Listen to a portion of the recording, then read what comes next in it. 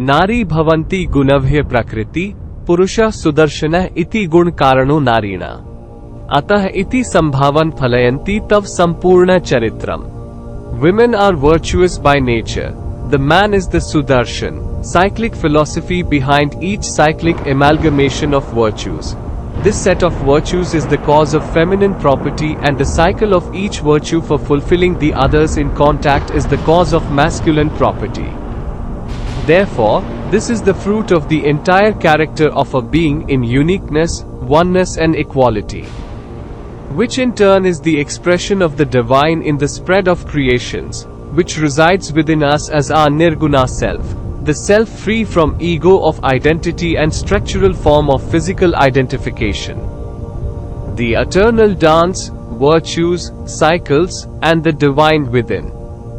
We stand here today, not just as individuals bound by the limitations of our physical forms, but as vessels of something far greater, the divine. This divinity, often obscured by the veil of our ego, yearns to express itself through the tapestry of creation. And within this tapestry, the intricate dance between masculine and feminine energies plays a crucial role, shaping our character and reflecting the divine essence that resides within us all. Let us begin by acknowledging the inherent virtue that flows through the feminine principle. Women, by nature, are embodiments of qualities like compassion, nurturing, intuition, and grace.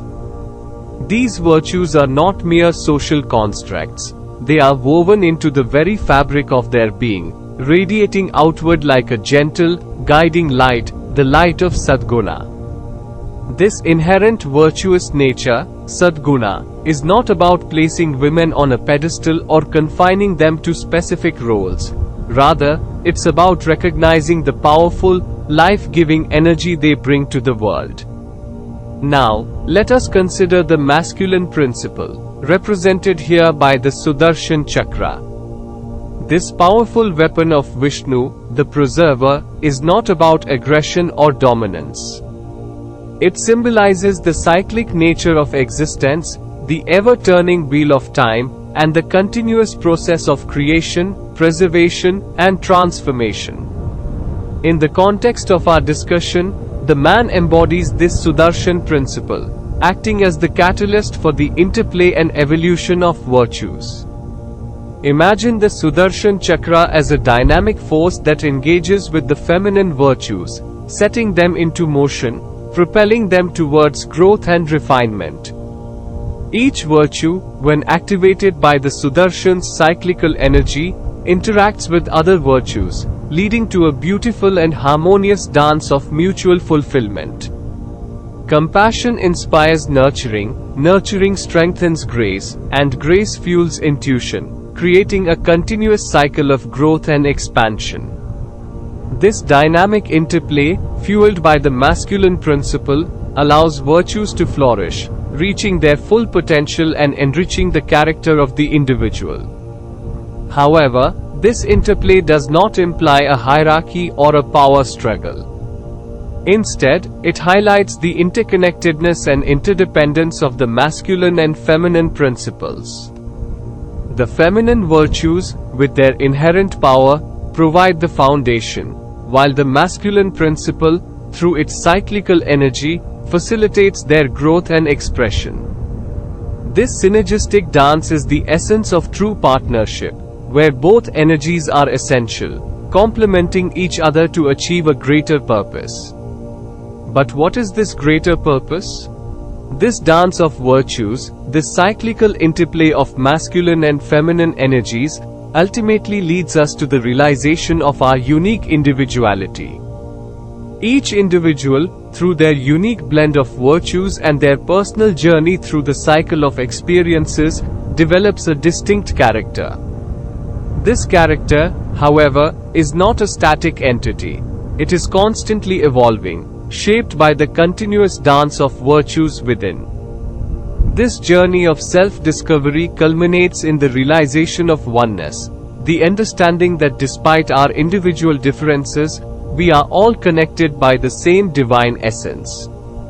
We are all part of the same cosmic dance, each playing a unique role, each contributing to the grand tapestry of creation. This realization is not about erasing our individuality. It's about recognizing that our individuality is a thread in the grand tapestry, interconnected with every other thread, contributing to the beauty and complexity of the whole. This understanding of oneness leads us to the concept of equality.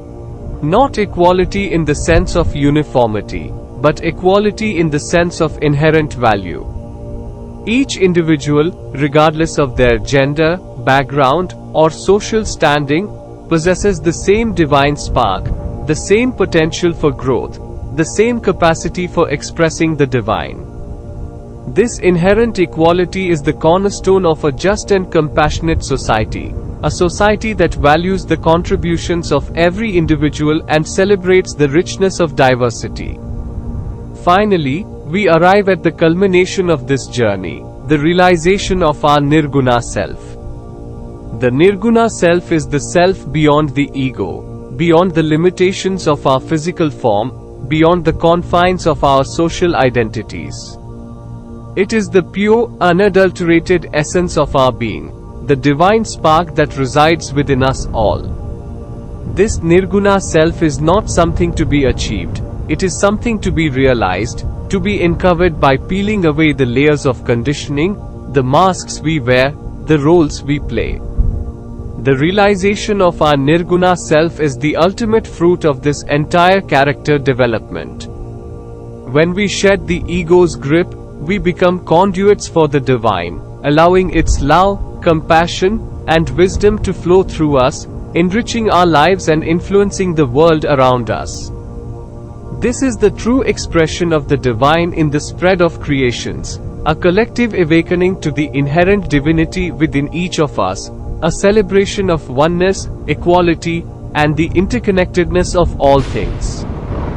Following the external journey happens an inner journey in parallel, where the same aspects of masculinity and femininity play an interchanging role in cycles of Sudarshan, for building and developing our cycles of perception, which influences our mindset and decorates our self-expressions in various identities and roles.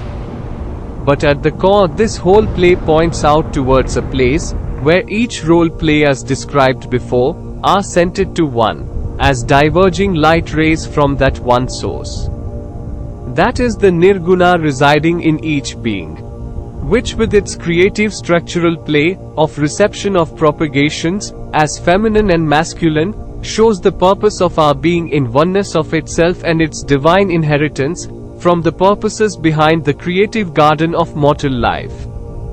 Therefore, let us embrace the dance of virtues within us, acknowledging the inherent power of the feminine and the cyclical dynamism of the masculine. Let us celebrate our individuality while recognizing our inherent oneness and equality.